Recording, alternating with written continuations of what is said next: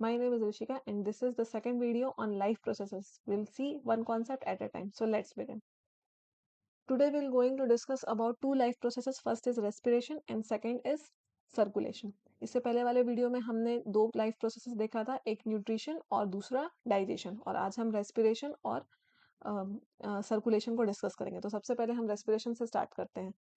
First will see the cellular respiration, यानी कि sales में रेस्पिरेशन कैसे होता है और एनर्जी रिलीज कैसे होता है। The food obtained from nutrition is used in cells to produce energy, यानी कि जो न्यूट्रिशन के थ्रू फूड से एनर्जी एब्जॉर्ब होती है सेल्स में, वो यूज होती है used in cells to produce energy, यानी कि वो सेल्स में एनर्जी प्रोड्यूस करने के लिए हेल्प करती है। जब फूड न्यूट्रिशन के थ्रू मिल जाता है तो फिर सेल्स जो है वो उसको एनर्जी के प्रोडक्शन में लगा देता है। ग्लूकोज जो कि एक 6 कार्बन कंपाउंड है, 6C यानी कि 6 carbon compound, is first broken into pyruvate which is a 3 carbon compound in the cytoplasm, यानी कि साइटोप्लाज्म में ग्लूकोज का कन्वर्जन जो हो जाता है वो सबसे पहले पाइरुवेट में होता है, 6 कार्बन से 3 कार्बन में। इस प्रोसेस को बोलते हैं ग्लाइकोलिसिस, जो हम आगे आने वाले चैप्टर में डिटेल में देखेंगे। Energy release is stored as ATP which is adenosine triphosphate, यानी कि जो एनर्जी रिलीज होती है वो फिर एटीपी के फॉर्म में स्टोर हो जाती है। ATP act as the energy currency of the cell, providing power for all cellular activity. ATP जो है वो एनर्जी करेंसी की तरह सेल जो है वो यूज करता है, जो कि एनर्जी प्रोवाइड करता है सारे सेलुलर एक्टिविटीज को होने के लिए, यानी कि सेल्स में जितने भी एक्टिविटीज होते हैं फिर वो एटीपी के फॉर्म में एनर्जी प्रोवाइड करता है उसको। तो यहाँ पे मैंने ब्रेक डाउन किया है ग्लूकोज के डिफरेंट पाथवेज को जो साइटोप्लाज्म में होता है, यानी कि सेल के साइटोप्लाज्म में ग्लूकोज के जो 3 पाथवेज चलते हैं उसको मैंने एक एनसीईआरटी की बुक में ये डायग्राम दिया हुआ है। इसके 3 अलग-अलग पाथवेज उसमें बहुत अच्छे से डिस्क्राइब किए गए हैं। जैसे कि ग्लूकोज है, वो सबसे पहले साइटोप्लाज्म में 3 कार्बन कंपाउंड में टूट जाएगा जो कि है पाइरुवेट, और फिर ये पाइरुवेट जो है वो 3 अलग-अलग पाथवे शो करता है। सबसे पहले ऑक्सीजन के एब्सेंस में, जो कि यीस्ट में देखा जाता है, ऑक्सीजन के एब्सेंस में जब पाइरुवेट जो है रेस्पिरेशन करता है तो वो इथेनॉल, जो कि 2 कार्बन कंपाउंड है, कार्बन डाइऑक्साइड और एनर्जी प्रोड्यूस करता है। ये इथेनॉल प्रोडक्शन में यूज किया जाता है यीस्ट में। इसी प्रोसेस के हेल्प से इथेनॉल का प्रोडक्शन होता है। फिर lack of oxygen in our muscle cells, यानी कि हमारे मसल सेल्स में जब ऑक्सीजन की कमी हो जाती है तो उससे लैक्टिक एसिड, जो कि 3 कार्बन कंपाउंड है, और एनर्जी का प्रोडक्शन होता है। और दूसरा है प्रेजेंस ऑफ ऑक्सीजन, यानी कि माइटोकॉन्ड्रिया में जब रेस्पिरेशन होता है in the presence of oxygen तो वो कार्बन डाइऑक्साइड, वाटर और एनर्जी का प्रोडक्शन करता है। तो ये 3 चीज जो है वो प्रोड्यूस होते हैं पाइरुवेट से। तो ये 3 अलग-अलग साइकिल थे सेलुलर रेस्पिरेशन के। Now will see how respiration occurs in human beings. तो ह्यूमन बींग में रेस्पिरेशन कैसे होता है उसको हम देखते हैं। Air enters the body through nostrils where hairs and mucus filter dust and impurities, यानी कि सबसे पहले जो है एयर जो है वो हमारे नोस्ट्रिल से एंटर करता है। ये है नेसल पासेज, यहाँ डायग्राम में दिया हुआ है। इससे हमारे बॉडी के अंदर एयर एंटर होता है, जहाँ पे हेयर और म्यूकस जो होते हैं वो डस्ट पार्टिकल और अदर इम्प्यूरिटीज को रोक देते हैं। जो हमारे नोस्ट्रिल के अंदर जो हेयर प्रेजेंट होते हैं वो हेल्प करते हैं डस्ट को रोकने में। Air passes through the throat with cartilage rings and that keep the passage open and then into the lungs, यानी कि एयर जो है वो फिर यहाँ से नीचे आता है, और ये कार्टिलेज रिंग जो आपको रिंग लाइक स्ट्रक्चर दिख रहा है यहाँ पे, इसको बोलते हैं कार्टिलेज रिंग। तो ये ट्रैकिया और कार्टिलेज रिंग से होते हुए ये ओपन स्ट्रक्चर है, पहुंच जाता है लंग्स में, हमारे लंग्स में पहुंच जाता है air. Inside the lungs Airways branch into smaller tubes ending in alveoli which is called air sacs, यानी कि लंग्स के अंदर जो है वो हवा जब जाती है तो वो अलग अलग ब्रांचेस में टूट जाती है। वो अलग अलग ब्रांचेस जो हैं वो एल्वियोली कहलाते हैं, जिसको हम बोलते हैं एयर सेक। ये रहा एल्वियोली का स्ट्रक्चर। ये अलग अलग जो आपको ब्रांचेस दिख रहे हैं, ये ट्यूब्स लाइक स्ट्रक्चर जो एंड हो रहा है वो एल्वियोली है। ये देखिए यहाँ पे, इसको बोलते हैं रेस्पिरेटरी ब्रोंकियोलिस, और फिर ये ब्रोंकियोलिस फर्दर डिवाइड होके जो होते हैं वो और छोटे सेक लाइक स्ट्रक्चर बनाते हैं, जिसको बोलते हैं हम alveoli. Alveoli have thin walls and blood vessels for gas exchange, और एल्वियोली के पास जो है वो थिन वॉल होता है और उसके पास होते हैं ब्लड वेसल्स जो कि गैस का एक्सचेंज में काम करते हैं। Oxygen from air exchange to blood, यानी कि जो हवा से हमको ऑक्सीजन मिलता है वो ब्लड में एक्सचेंज होता है। Carbon dioxide from blood to alveoli, और फिर ब्लड से जो कार्बन डाइऑक्साइड आता है वो एल्वियोली को दे दिया जाता है। तो यहाँ पे होता है एक्सचेंज ऑफ ब्लड, बॉडी से लंग्स को दिया जाता है और लंग्स से बॉडी लेती है, यानी कि जो ऑक्सीजन हम अंदर ले रहे हैं वो ऑक्सीजन जो है वो ब्लड में चला जाता है, एल्वियोली एक्सचेंज कर देती है ब्लड वेसल्स को, और ब्लड वेसल में जो इम्प्योर ब्लड है जो कार्बन डाइऑक्साइड कैरी कर रहा है वो वापस एल्वियोली को मिल जाता है। ब्रीदिंग इनहेलेशन, यानी कि ब्रीदिंग इन जब होता है, जब हम सांस लेते हैं तो क्या क्या चेंजेस आते हैं वो देखते हैं। रिब्स लिफ्ट, यानी कि आपके जो रिब्स हैं, ये रिब केज जो आपको दिख रहा है, ये जो है वो लिफ्ट हो जाता है ऊपर की तरफ। डायफ्रागम फ्लैटन्स, ये नीचे का जो मसल है, ये डायफ्रागम है, ये फ्लैट हो जाता है, ब्रॉड हो जाता है। और लंग्स जो है वो एक्सपैंड हो जाते हैं, यानी कि फूल जाते हैं। लंग्स जो है अपना सरफेस एरिया बढ़ा लेता है ताकि जितना ज्यादा हो सके कैपेसिटी के अकॉर्डिंग ऑक्सीजन को जो है वो अंदर स्टोर कर सके। तो लिफ्ट हो जाता है, रिब्स डायफ्रागम फ्लैटन हो जाते हैं और लंग्स जो है वो एक्सपैंड हो जाता है। लेकिन जब हम ब्रीद आउट करते हैं यानी कि एक्सेल करते हैं तो लंग्स जो है वो कॉन्ट्रैक्ट हो जाते हैं और कार्बन डाइऑक्साइड का रिलीज हो जाता है। Residual air remains in lungs to allow continuous gas exchange, यानी कि रेसिडुअल एयर जो है वो लंग्स में रिमेन रहते हैं, बचा हुआ हवा जिसको हम बोल सकते हैं, वो लंग्स में रहता है ताकि कंटिन्यूअस गैस एक्सचेंज जो है वो चलता रहे। ये कंटिन्यूअस प्रोसेस है। Haemoglobin in red blood cell binds oxygen and carries it to body tissues, यानी कि जो रेड ब्लड सेल में हीमोग्लोबिन पिगमेंट है जिसकी वजह से ब्लड का कलर रेड होता है, वो हेल्प करता है ऑक्सीजन को बाइंड रखने में ब्लड में, यानी कि वो पकड़ के रखता है, ब्लड में ऑक्सीजन रहे, उसमें हीमोग्लोबिन पिगमेंट जो है वो हेल्प करता है। Carbon dioxide is transported mainly dissolve in blood plasma, यानी कि कार्बन डाइऑक्साइड भी ब्लड में ट्रांसपोर्ट होता है जो कि डिजॉल्व रहता है ब्लड प्लाज्मा में। ब्लड के अलग अलग कंपोनेंट होते हैं जो हमने कनेक्टिव टिश्यू में पढ़े थे, तो उसमें ब्लड प्लाज्मा में कार्बन डाइऑक्साइड डिसॉल्व रहता है जो कि फिर डिसॉल्व फॉर्म में ट्रांसपोर्ट होता है बॉडी में। Next will see the circulatory system, our heart pump. तो सर्कुलेटरी सिस्टम का मेन ऑर्गन होता है हार्ट। तो हार्ट जो है वो ब्लड पंप करता है, इसलिए इसका नाम पंप है। ये पंप की तरह काम करता है, एक तरीके का मोटर है जो ब्लड को पंप करता है थ्रू आउट द बॉडी। तो ये है उसका स्ट्रक्चर। इसमें बहुत सारे एरो बने हैं और आपको दो कलर भी दिख रहा होगा, ब्लू और रेड। तो हम इसको एक एक करके समझेंगे कि ये क्या है, कैसे काम करता है। The heart is a muscular organ about the size of a fist that pumps blood throughout the body। यानी कि हार्ट जो है वो एक मस्कुलर ऑर्गन है, मसल से बना हुआ ऑर्गन है जो कि फिस्ट के साइज का, फिस्ट यानी कि हमारी मुट्ठी, तो एक इंसान की जितनी बड़ी मुट्ठी होती है उसका हार्ट का साइज भी उतना ही बड़ा होता है। Blood through out the pumps blood through out the body, और ये क्या करता है, ब्लड को पंप करता है थ्रू आउट द बॉडी, यानी कि पूरे बॉडी में, फ्रॉम हेड टू टो। तो हेड टू टो ब्लड को फ्लो करने का काम जो है वो पंप करने का काम जो है वो हार्ट करता है। It has 4 chambers to prevent mixing of oxygen rich and carbon dioxide rich blood, यानी कि हार्ट के पास 4 चैम्बर्स होते हैं, एक तरीके से बोला जाए तो 4 अलग अलग कंपार्टमेंट्स या आप रूम कह सकते हैं, जो कि ब्लड के मिक्सिंग को प्रिवेंट करता है, यानी कि जो ब्लड है वो आपस में मिक्स ना हो जाए, प्योर और इम्प्योर ब्लड, उसके लिए इसके अलग अलग 4 चैम्बर हैं। सबसे पहले देखिए यहाँ पे left atrium, left ventricular, right atrium और राइट वेंट्रिकुलर। तो ये 4 अलग अलग चैम्बर हैं जो ब्लड को एक दूसरे से हेल्प करते हैं मिक्सिंग के लिए, मिक्सिंग ना हो इसलिए। Left atrium and ventricle handle oxygenated blood from lungs to body, यानी कि लंग्स से जो बॉडी को ब्लड आता है उसको हम बोलते हैं ऑक्सीजनेटेड ब्लड, यानी कि साफ ब्लड। ऑक्सीजनेटेड यानी कि ऑक्सीजन कैरी ब्लड, जिस ऐसा ब्लड जिसमें ऑक्सीजन है, तो वो लेफ्ट आर्ट्रियम में आता है और लेफ्ट वेंट्रिकल में रहता है। तो इसका कलर देखिए रेड है क्योंकि ये ऑक्सीजनेटेड ब्लड है, तो इसका काम है ऑक्सीजनेटेड ब्लड को रखना। और राइट आर्ट्रियम और वेंट्रिकल जो है वो डीऑक्सीजनेटेड ब्लड को हैंडल करते हैं फ्रॉम बॉडी टू लंग्स, यानी कि जो बॉडी से लंग्स के पास वापस जाता है।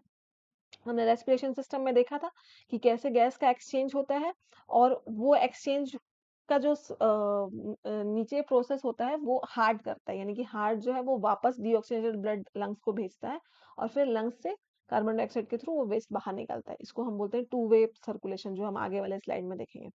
ब्लड फ्लो प्रोसेस, यानी कि ब्लड फ्लो का प्रोसेस क्या है, सिंपली 2 स्टेप में मैंने यहाँ समझाने की कोशिश की है। ऑक्सीजनेटेड ब्लड जो है वो लंग्स से लेफ्ट आर्ट्रियम में आता है, लेफ्ट आर्ट्रियम से लेफ्ट वेंट्रिकुलर और फिर बॉडी में जाता है, यानी कि लंग्स से लेफ्ट आर्ट्रियम में आएगा, लेफ्ट आर्ट्रियम से वेंट्रिकुलर में जाएगा और फिर बॉडी में जाएगा।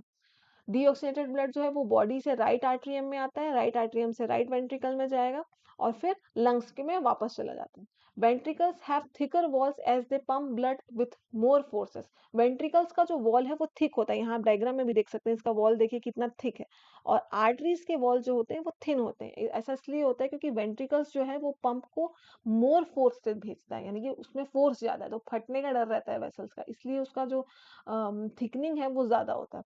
Walls in the heart prevents backflow of blood during contraction. और ये जो वेल्स हैं, सेप्टम, वेना कैवा, ये सारे जो वॉल्स आपको दिख रहे हैं, ये वॉल्स, ये जो है ये बैकफ्लो ऑफ ब्लड को प्रिवेंट करते हैं, यानी कि ब्लड जो है वो वापस से फ्लो बैकफ्लो ना हो जाए, पीछे की तरफ ना चले जाए, उसको ये प्रिवेंट करते हैं।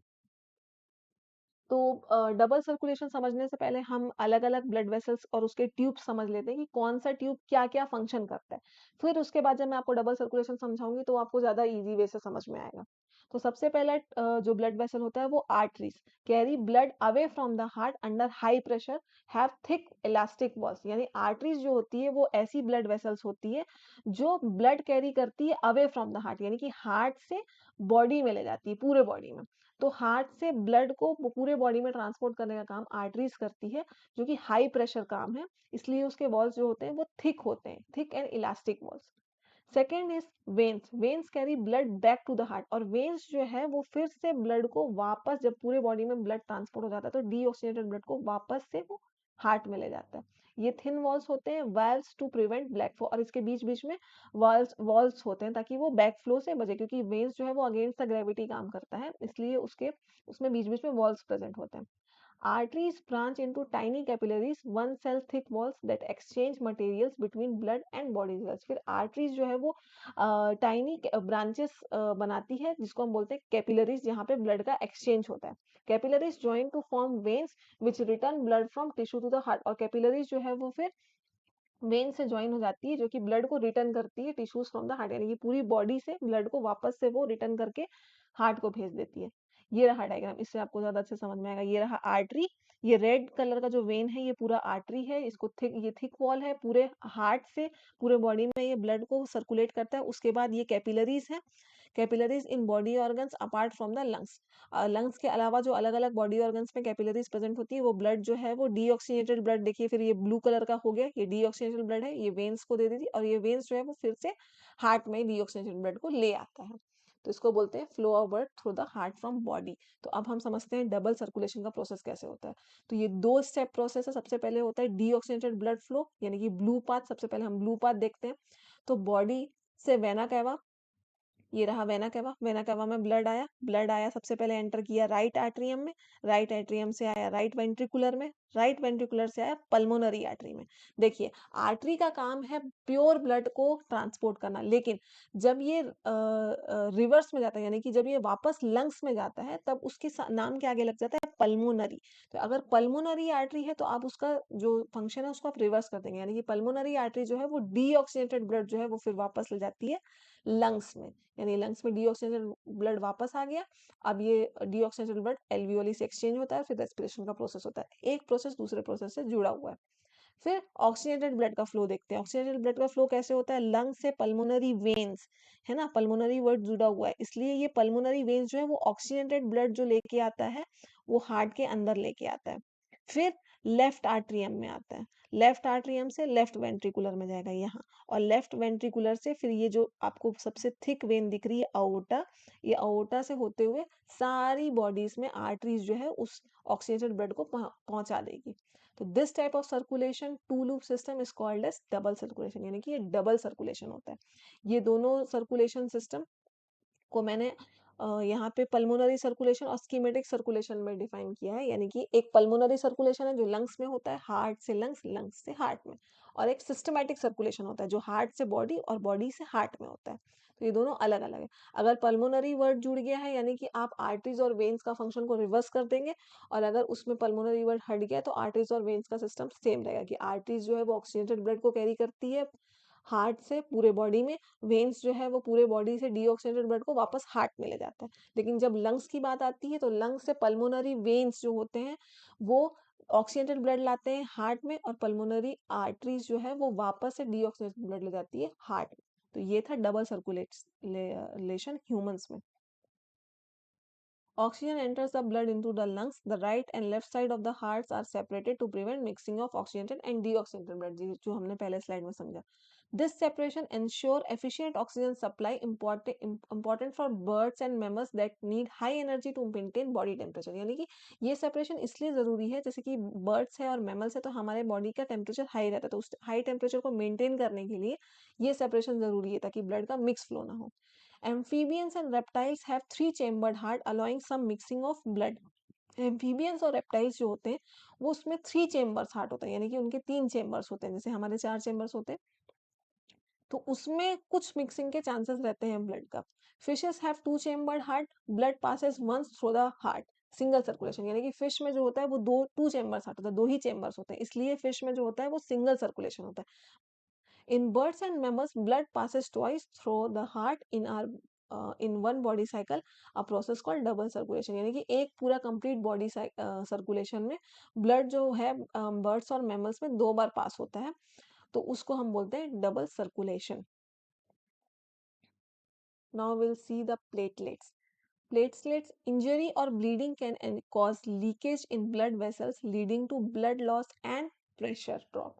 यानी कि जब हमारी बॉडी में इंजरी होती है, यानी कि कोई कट लग जाता है तो ब्लीडिंग होती है, तो वो ब्लीडिंग जो है वो प्रेशर ड्रॉप कर सकता है, ब्लड लॉस कर सकता है। तो इस ब्लड लॉस को या प्रेशर ड्रॉप को प्रिवेंट करने के लिए ब्लड के पास होता है platelets. To prevent this, platelets in the blood seal leaks by forming clots at the injury site. यानी कि जब जैसे ही हमारी बॉडी में कोई कट लगता है तो ब्लड का फ्लो होने लग जाता है, तो तुरंत प्लेटलेट्स एक्टिवेट हो जाते हैं और वहां पे क्लॉट का फॉर्मेशन कर देते हैं, खून के थक्के जमना जिसको हम बोलते हैं।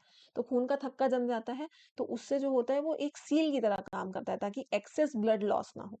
This clotting process helps stop bleeding and maintains circulation efficiency, यानी कि ये क्लॉटिंग प्रोसेस जो होता है वो ब्लीडिंग को स्टॉप कर देता है और सर्कुलेशन सिस्टम के एफिशिएंसी को डिस्टर्ब नहीं होने देता, यानी कि सर्कुलेशन जो हमारी बॉडी में ब्लड का चल रहा है वो प्लेटलेट के एक्शन की वजह से डिस्टर्ब नहीं होता है। इसीलिए ये बहुत इंपॉर्टेंट कंपोनेंट है ब्लड का।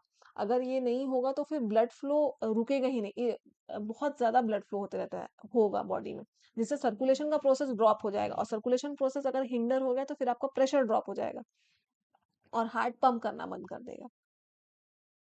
Next part is lymph and its function. Lymph, which is a tissue fluid, is formed when plasma, protein and some blood cells leak through capillary walls into tissue. यानी कि lymph जो है वो तब बनता है जब प्लाज्मा, प्रोटीन और कुछ ब्लड के सेल्स जो होते हैं वो लीक करते हैं कैपिलरी वॉल से टिश्यू में। तो ये तीन कंपोनेंट से मिलकर बनता है प्लाज्मा, प्रोटीन और कुछ ब्लड के सेल्स से। इट इज कलरलेस, ये कलरलेस होता है and has less protein than blood plasma, और ब्लड प्लाज्मा के कंपैरिजन में इसमें प्रोटीन लेस होता है। lymphatic capillaries collect lymph forming larger lymph vessels that drain into veins, यानी कि lymphatic capillaries जो होते हैं वो lymph कलेक्ट करते हैं जो कि एक larger lymph vessel बनाता है जो ड्रेन आउट होता है वेन्स में। इसके फंक्शन होते हैं दो, transport of digested fats from the intestine, यानी कि ये डाइजेस्टेड फैट का ट्रांसपोर्ट करता है इंटेस्टाइन में, क्योंकि फैट डाइजेस्ट होता है तो वहां से लेके ये पूरे बॉडी में फैट का ट्रांसपोर्ट करता है, और returns of excess tissue fluid to the blood, और फिर ब्लड को जो एक्सेस टिश्यू फ्लूइड होता है वो वापस लौटाता है। Next will see the transportation in plants. तो अभी तक हमने एनिमल्स में ट्रांसपोर्टेशन देखा कि ब्लड का सर्कुलेशन कैसे होता है, डबल सर्कुलेशन कैसे होता है, हार्ट कैसे काम करता है, 4 चैम्बर, 3 चैम्बर, 2 चैम्बर, अलग अलग चैम्बर्स होते हैं अलग अलग ऑर्गेनिजम्स में। Now will see the transportation in plants.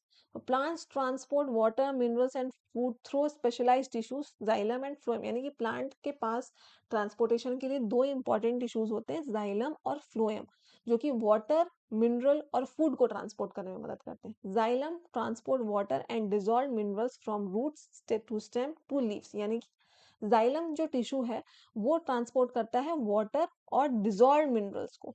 तो वाटर और डिजॉल्व मिनरल प्लांट्स को जो है वो रूट से मिलते हैं, तो ये एक अपवर्ड डायरेक्शन का ट्रांसपोर्ट है। तो ये रूट्स से फिर स्टेम में जाता है, स्टेम से फिर लीव्स में जाता है। Mode of vessels mode made of vessels and tracheids, movement is mostly upward, यानी कि ये वेसल और ट्रेचिट से बना हुआ होता है, इसका मूवमेंट मोस्टली अपवर्ड रहता है, क्योंकि रूट नीचे रहता है तो वो मोस्टली अपवर्ड ही जाता है। Next is phloem, transport food, sugar and nutrients from leaves to other part of the plant, यानी कि ये फूड मेनली फूड के ट्रांसपोर्ट में मदद करता है, जो कि लीफ में प्रिपेयर होता है फूड, तो वो लीफ से other part of the body में ट्रांसपोर्ट करता है प्लांट बॉडी में। तो ये बाई डायरेक्शनल ट्रांसपोर्ट होता है, क्योंकि लीफ के ऊपर के पार्ट को, शूट पार्ट को भी फूड प्रोवाइड करना रहता है और नीचे के पार्ट को भी फूड प्रोवाइड करना रहता है। Made up of sieve tubes and companion cells, movement can be upward और डाउनवर्ड, और ये स्यू ट्यूब्स और कंपेनियन सेल से बना हुआ होता है फ्लोएम, जिसमें मूवमेंट आपको अपवर्ड और डाउनवर्ड दोनों देखने मिलता है, जिसको हम बोलते हैं by directional. Both system ensures proper distribution of essential substance for plant growth and metabolism, और ये दोनों सिस्टम जो है वो इंश्योर करते हैं कि प्रॉपर डिस्ट्रीब्यूशन हो एसेंशियल सब्सटेंस का प्लांट में, ताकि प्लांट के ग्रोथ में और रिपेयर में कोई भी हिंड्रेंस ना हो। तो आज हमने देखा दो इंपॉर्टेंट लाइफ प्रोसेसेस, एक रेस्पिरेशन जिसमें हमने कार्बोहाइड्रेट का ब्रेकडाउन देखा, और सेलुलर रेस्पिरेशन जिसमें अलग अलग 3 पाथवेज हमने डिस्कस किए। दूसरा प्रोसेस था सर्कुलेटरी सिस्टम जिसमें हमने हार्ट का फंक्शन देखा, डबल सर्कुलेशन समझा, और एम्फीबियन फिश और रेप्टाइल्स में कैसे हार्ट कितने चेम्बर्स के होते हैं वो हमने देखा। फिर उसके बाद हमने देखा लास्ट में ट्रांसपोर्टेशन इन प्लांट्स, यानी कि प्लांट में मटेरियल का ट्रांसपोर्ट कैसे होता है। So that's it for today's guys. Hope you like this video. In the next video, we'll discuss about the last life process, which is excretion. If you like this video, please like, share and subscribe to your channel Bio and Beyond, your companion from basic to boards. Thank you.